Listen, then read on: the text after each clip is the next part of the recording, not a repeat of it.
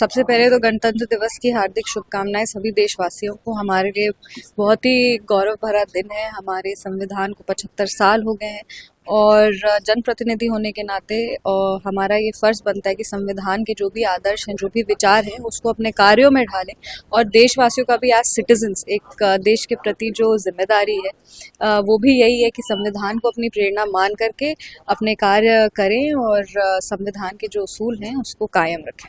आभार व्यक्त करेंगे हमारे यशस्वी प्रधानमंत्री श्री नरेंद्र मोदी जी का, जिन्होंने पद्मश्री जैसे सम्मानित जो पुरस्कार है उससे हमारे ससुर जी आचार्य किशोर कुणाल को पुरस्कृत किया गया। बहुत ही गौरव भरा क्षण है। पूरा परिवार बहुत खुश है और हम ये मानते हैं कि उनके जो कार्य हैं उनको सच्ची श्रद्धांजलि मिली है। वो जिस तरह से धर्म को परोपकार से जोड़ के कार्य करते रहे और सिर्फ अपने ही जनरेशन के लिए नहीं, एक युवा होने के नाते हमको भी लगता है कि सिर्फ as a daughter in law नहीं, बल्कि अगर एक सामान्य व्यक्ति का भी हो तो भी उनके कार्यों से प्रेरणा लेके अपने जो भी जिस तरह से अब वो ज़िंदगी में आगे बढ़ना चाहते हैं उनकी सोच को अपना आदर्श मान के आगे बढ़ सकते हैं।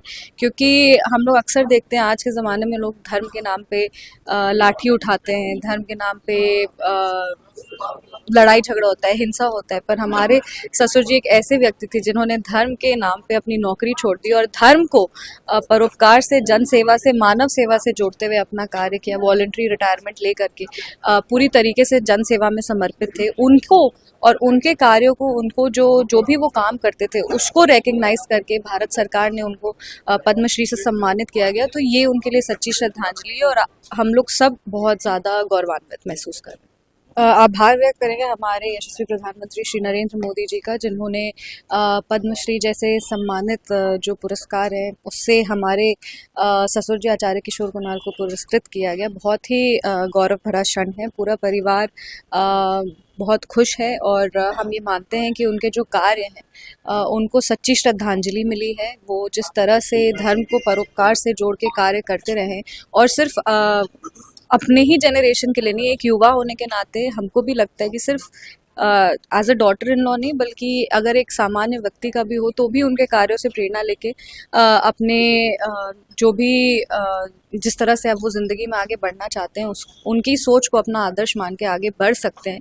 क्योंकि हम लोग अक्सर देखते हैं आज के ज़माने में लोग धर्म के नाम पे लाठी उठाते हैं। परिवार के लिए गौरव का क्षण है क्योंकि उनकी मृत्यु हृदयाघात से 29 दिसंबर को हुई थी और इतने कम समय में माननीय प्रधानमंत्री जी के इंटरवेंशन के बाद उनको पद्म पुरस्कार से सम्मानित किया गया। हम लोग आभार व्यक्त करेंगे माननीय प्रधानमंत्री जी का और माननीय मुख्यमंत्री जी का, जिन्होंने यहाँ से रिकमेंडेशन बिहार की ओर से केंद्र सरकार को भेजा था।